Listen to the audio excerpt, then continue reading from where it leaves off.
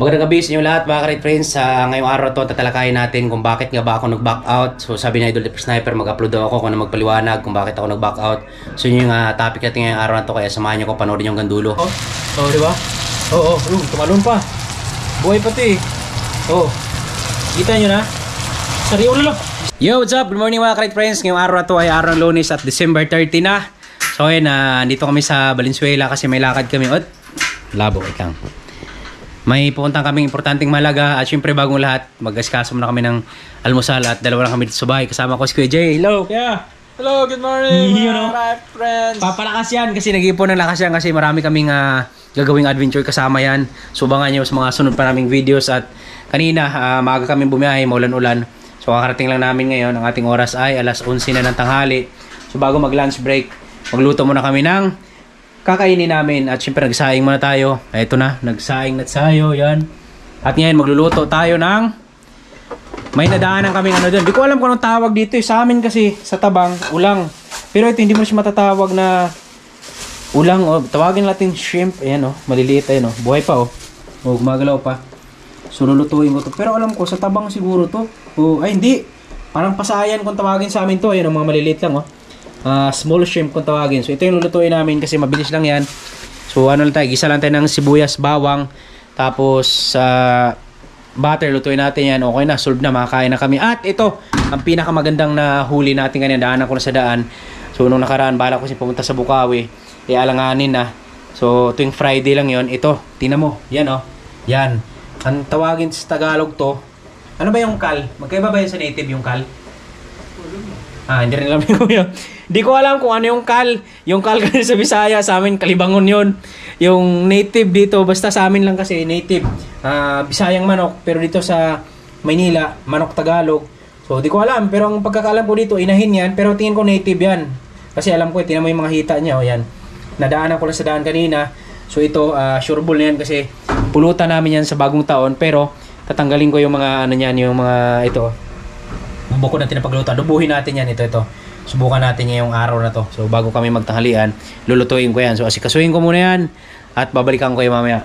Automatic agad mga ka-Red Friends, ito na. Yan, napaganda na tayo ng mga pang-ricado at yan na, lulutuin natin yan. Uy, yung pandok pala. Sandok. Uy. Wala ang ating luwagers.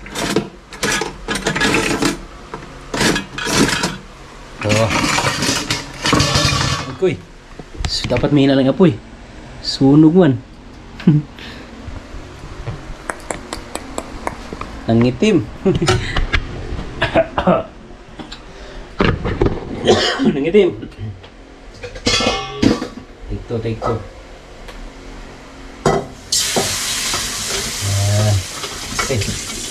Dapat pala kunti ng apoy. First time ko si gumamit ng butter, kailangan pala mahina lang apoy. Take two.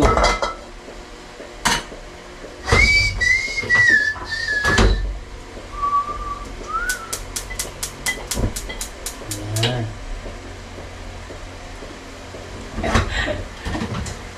Pastilan.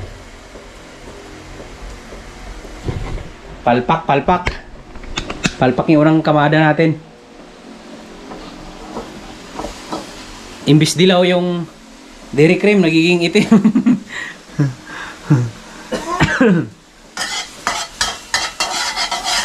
Kaya ano mo yung bintana? Ipagsalubong mo sa gitna para sumingaw yung ano. Yan. So ngayon, hinahan natin yung apoy. Yan. Lagyan natin butter. Yan. Kailangan halo-halo agad. Yan. Uy. Yun. Ano lang pala mali pala yung ating diskarte kanina, Brad. So, first time ko lang gumamit kasi mahilig talaga ako sa ano lang mantika, pero buttered shrimp hindi kailangan mantika yung gagamitin natin. Kung hindi, buttered. Ay, lagay natin tong bawang. Iyon Yan. Maraming bawang yan. Iwas high blood. Sibuyas. Yan na. Halo-halo. Yan. Aba. Yung pang ito na nga yung Brad. Parami ating butter na lagay ko. Sabi nga nila, mas maraming butter, mas masarap. Yan natin, masarap nga ba? Yan. Hintayin mo natin na mag-yellowish yung bawang tsaka sibuyas. Tingin ko pwede na siguro ilagay ito. Ayun o, nagano na siya eh. Nag-yellowish na, malamang. Dairy cream yan, ilaw yan. Yan. Lagay natin tong buhay pa ito eh. Yun o. Uy, oh, tiyan mo, magalaw pa oh. Oh, di ba? Oo, tumalon pa. Buhay pa ito eh. Oh. Kita nyo na? Sariw na lang. Isting, talunan na. Okay. Uy. Kailangan natin maluin. Salunan na lang. Kaya, pulutin mo na. Ayop men. Oh, ito mo, buhay na buhay pa. Sige, lagyan dyan. Ito pa kaya, laglag. Nip na yan. May takip kasi ito. Tapan muna natin. Ayun, di ba? May takip naman pala eh. So, gilid mo natin yung mga antogs talunan.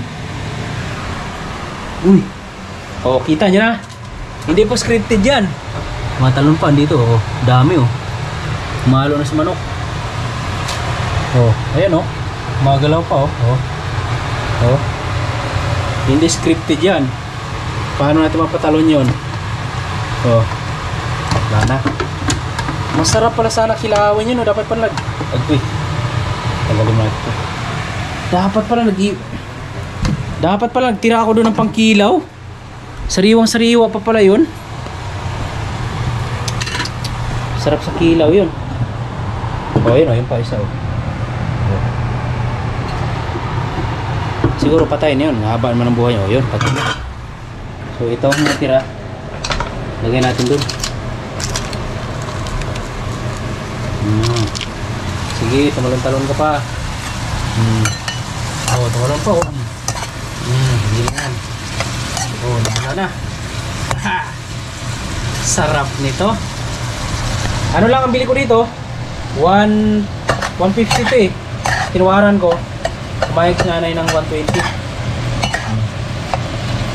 Ngayon, lagyan natin siya ng syempre, magic sarap. Baka naman. So, yun yung magpapalasa dyan eh. Magagaw yung tamis at alat. Ganun lang naman yung dila natin eh. Kailangan lang uto-utuin eh. Yun lang naman hinahanap. Kunting alat-alat. Kunting tamis-tamis. Wala na. Mauto na natin yun. Okay? Ayan, suka natin. Ayan. Kuy, nanilaw-dilaw man.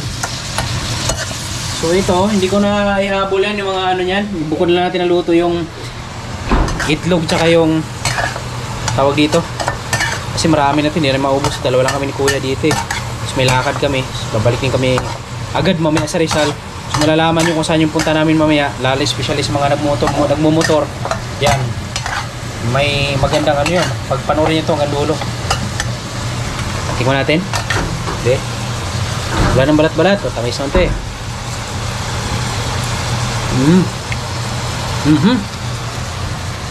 Pwede na.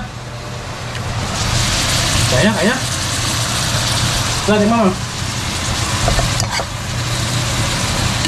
Hindi ko na nga binalatan eh. Pero balatan mo ikaw. Okay. Kung may lasa. Kaya mo sa akin oh. Manang samis.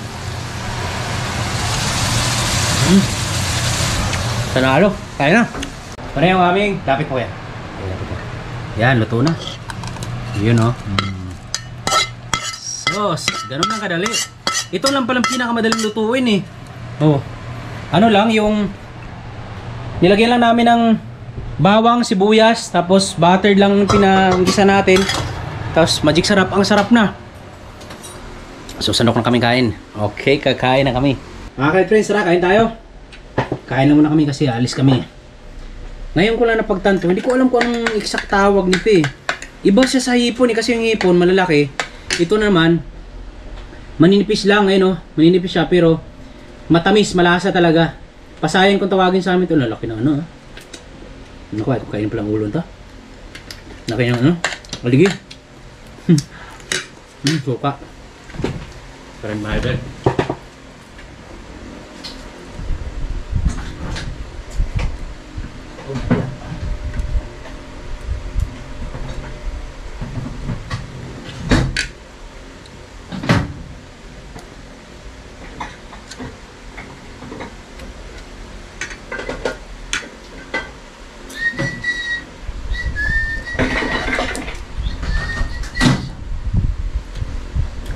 Lalo sa boss, maliliit lang, no?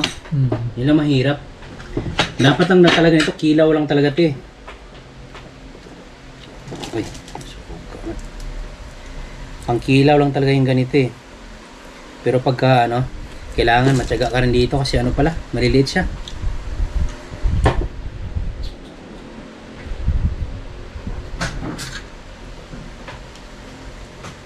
Lutuin natin yung ano, adobong itlog. Kamay, ito lang mabilis natin lutuin yun lang. Muna.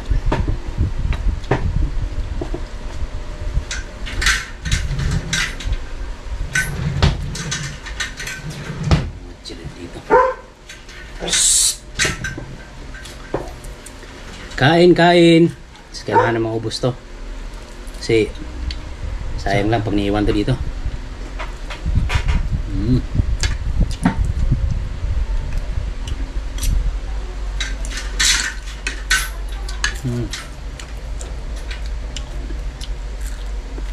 Masarap sana kasi ang liliit, no? Iba yung lasa niya, manamis-tamis.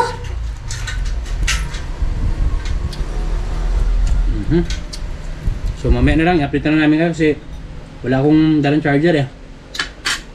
Malubat na to. Friends, ating oras ay alas 2:20 na ng hapon at nandito kami sa Bulacan ngayon. Hindi, bandera ata ng Bulacan to eh.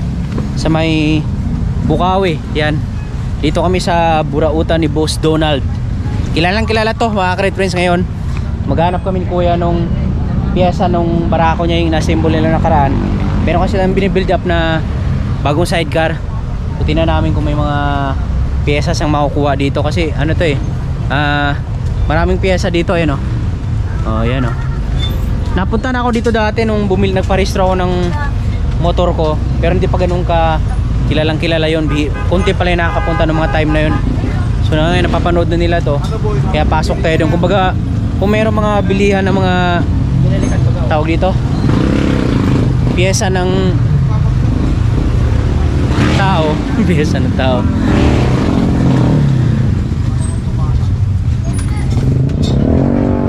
Dami oh. Kaya tara. Meron kayong mga pambarako, brother? Halo-halo na lahat yan. So ayun, halo-halo na lahat yan. Kung kasama pala dito yung pamangkin ko si Jake, meron din pala dito mga ano. Ayun oh, XRM, Wave. Ayun oh, dami oh. Yan. Oh, may mga gamit pa ng bike. So alam nyo na, ikaw na pala maghanap dyan kuya. Halo-halo na pala lahat yan eh. Ikaw na maghanap dyan kung ito, salamin oh. Pili pa sa sniper ko to oh. Pero hindi na, tsaka na ako magpapalit. Yan. Ano kasi to, chap-chap na eh. Mga iba't ibang piyesa na pinagsama-sama. Kaya ikaw na bahalang tumingin kung ano yung mga piyesa na kailangan mong hanapin. Aba, kadami oh. Ito XRM yan oh. XRM yan. Yan. Mio, mas maraming Mio. Ayan, mga ano pa oh. Mga muffler. Diba? Pakita ko sa inyo mga cover ng upuan. Natambutso, mga stock. Halo-halo na, may mga kalkal. Oh. Mga putres, mga headlights sa taas. Dami. Mga hawakan. Oh, meron pa doon sa kabila oh. Marami doon. May mga gulong din pala dito.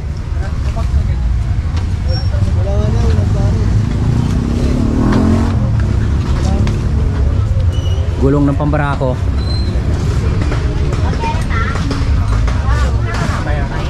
Oh, ang dami oh, swing arm. Ay, din yung mga gulong.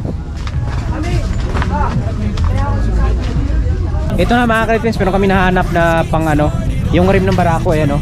Kaso ang problema, wala siya yung ano ba, hub yun? Hub.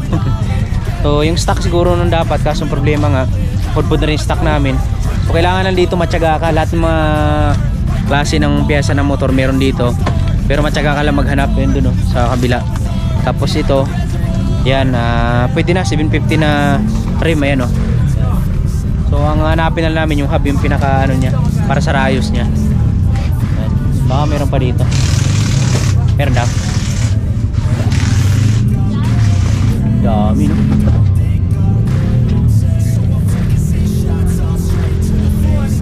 O alam nyo na kung saan kayo maghanap ng mga piyesa. Dito sa Burautan ni Boss Donald. Napakadaming ano mga ka-friends, napakadaming piyesa na motor doon. Halos lahat ng klase ng motor meron doon. So kailangan mo lang talaga na mahaba yung pasensya tsaka matyaga ka magano doon, maghalukay ng mga kailangan maghanap. Yan, maghanap ka ng mga piyesa na kailangan mo kasi sobrang dami, tambak sama-sama na eh.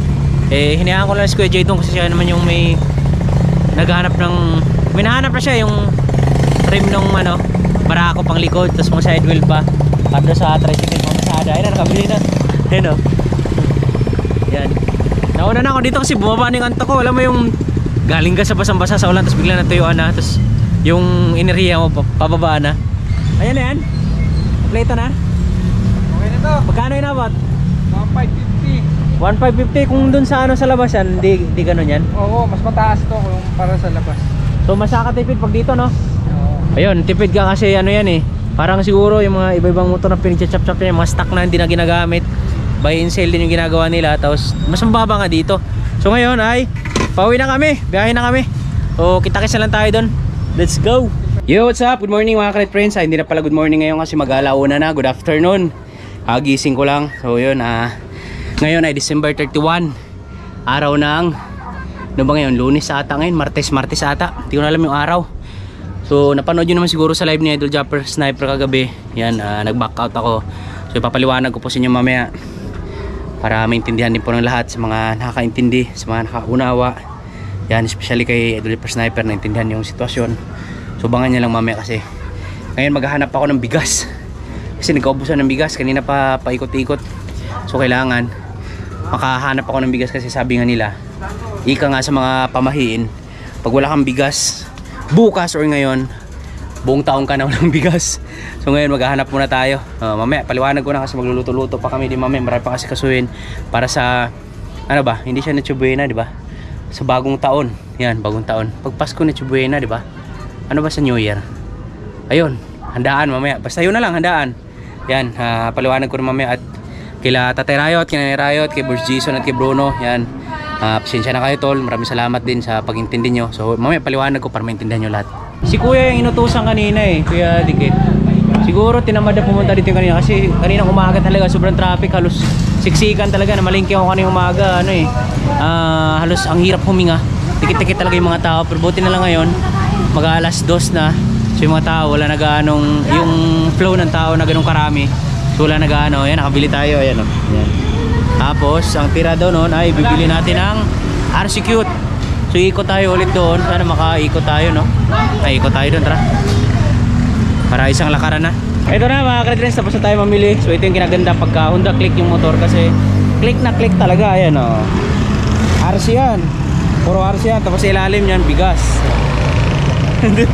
Malupitan talaga ng driving skills. Kasi yung daanan namin doon, daanan ng tao lang. So bahala na, magkasabit-sabit ito mamaya. Happy New Year po sa lahat mga ka-Red friends. Isang maligayang pagbati mula sa ating puso at isipan. Happy New Year po sa inyong lahat. Ngayon ay January, tama, January 1, 2025. Welcome sa 2025. Yan, lahat ng mga iniwan na natin sa 2024. Ngayon ang ating araw ay Miyerkules ata ngayon kung di ako nagkakamali. Ang ating oras ngayon ay 6:18 na pala. Yan, alas 6 na pala ng gabi. So chinata ko na Idol Japper kagabi na mag-vlog daw ako, magpaliwanag ako doon sa, ako na lang yung magpaliwanag doon sa kung bakit ako nag-back out sa challenge. So ito mga ka-Red friends, bago ko po sabihin sa inyo, Lilinawin ko lang po hindi po ako nag-back out dahil natatakot ako.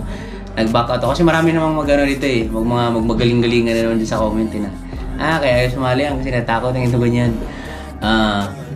Una sa lahat, and maraming salamat ulit kay Idol Super Sniper kasi naintindihan niya yung side ko. Kasi nung una, inaccept ko yun para makatulong din sana kanila tatay, kila Boards, kay Bruno. Kasi inaccept ko yung challenge na yun para, kasi alam ko na nung una na nag-alangan ako na magagampanan ko ba. Tapos sabi sa akin ni Boards na tutulungan daw nila ako, nila Papa, nila Mama, nila Bruno. So inisip ko na lang na sige, i-accept ko tong challenge na to. Tapos yung syempre yung ako yung nagsabi, nag-offer doon na sige, huwag kayong mag-alala kasi kung ano yung mga videos na ina-upload nyo, kung magkano man yung abuti natin, hati-hatian na natin. Siyempre bibigyan ko rin kayo kasi pamilyado rin yung mga yun, makatulong din sana sa bukid. So nag-iisip ako kung paano yung diskarte, yung time management baga, kasi yung anak ko may pasok yan araw-araw. So ang pwede lang ako mag-vlog Sabado tsaka Linggo. Tapos kung hindi, kukuha ko ng kakatulong kay Mrs. sa makatulong niya sa araw-araw na mag-alaga sa anak namin. So sa madaling salita, hindi po natuloy yung kukunin namin na magbabantay din sa naki-baby kasi unang-una may pasok din yung anak niya at napag-isip-isip ko na parang hindi tama yung desisyon na gagawin ko kung sasali ako sa challenge tapos mapabayaan ko naman yung mag-ina ko. Unang-una alam sa mga bagong panganak yan na anytime pag just in case huwag naman yung mabinat, siyempre mag-isip ng mag-isip. Siyempre iba yung pag nanganak yung babae, relate kayo dyan, yung parang may mga anxiety kung ano mga papasok sa isip nila, hindi nila maintindihan yung sarili nila kung anong iniisip nila. So yung iniisip ko na lang kaagad na kung tatanggapin ko yung challenge, siyempre maipiktuhan yung una-una yung baby namin kasi pag di maganda yung communication namin ng asawa ko, pag hindi ko na-respeto yung gusto niya, ayaw talaga sumali, ayaw talaga ni Mrs. na sumali ako kasi nga wala siyang katulong. So mahirapan kami, maipiktuhan yung dalawang anak namin, yung pag-aaral ng anak ko at yung isa kong bunso. Sabi naman ni Mrs. ko, hindi mo naman kailangan na ipagsapalaran yung ano mo dyan kahit paano. Meron naman tayong bala pa, hindi naman tayo ganun ka dahil sa challenge na ayun nga yung sa challenge na yun. So kumbaga nag-back out po ako dahil yun na ayaw kong mapabayaan yung mag-ina ko, napiktuhan yung pag-aaral ng anak ko. Tapos kung ang gagawin ko naman, tatanggapin ko yung challenge tapos mag-uwian kami dito ng Sabado-Linggo, dito ko iwanan yung mag-ina ko. So parang hindi maganda yun, kumbaga parang mapapagod yung anak ko doon tapos parang isinugal ko yung yung mag-ina ko doon sa alanganin na sitwasyon, di ba? So sa mga nakakaintindi yan, maraming salamat sa inyo. Alam ko na naintindihan nyo rin ako bilang magulang at syempre yung anak ko newborn pa lang. So sa mga hindi nakakaintindi kasi meron akong magagaling-galingan na naman dyan, yung mga nagko-comment na magkupal-kupal lang. So sa mga hindi nakakaintindi, mga bobo kayo. Hindi, ayan, bagong taon ngayon, bagong buhay na tayo. So ayun, maraming salamat sa mga nakaintindi. Yun lang ang dahilan ko kung bakit nag-back out ako sa challenge. Gusto ko na mag-focus muna sa pamilya ko, sa mag-ina ko. Wala nang iba pa, wala nang ibang dahilan pa. So nung sinabi ko kila Boards Jason, kila Neray, Tateray, kay Bruno na kayo na lang yung mag-upload, hindi ko na, tatanggapin ko pa rin challenge pero mag-upload. Sila nag-back out na rin, sabi nila, Tol, hindi kailangan kasi challenge mo yun, kay Idol Super Sniper challenge yan. So mababas ka niyan, mababas kami. Na lalo na ikaw yung challenger tapos hindi ka nag-upload. So para okay lahat, okay lang sa viewers namin lahat, mapaliwanag ko ng maayos. Kay Idol Super Sniper, pinawanag ko naman, intindihan niya naman. So ayun, sa mga nakakaintindi, maraming salamat sa inyo. So pasensya na kayo kasi ngayon pa lang nakapag-vlog dahil anong oras na kami natapos, nag-inuman kami kagabi. Siyempre katuwaan, New Year di ba? Naabot kami ng alas 5. So wala pa akong ligo, ayan, tinan yung suot ko, continuity pa rin yan, pero mamaya maligo tayo. So yun, maraming salamat ulit. Good luck sa mga Skyflakes yan, sa mga, lalo na sa mga kaibigan nila Dagdag yan, si Brother Louie, si Kamuning, yan, kaya excuse me po, kaya yung lahat yan. So galingan nyo lang at maraming salamat ulit sa suporta nyo. Suporta natin hanggang dulo. Yun, hanggang dito na lang. Happy New Year at yun lang. Peace out.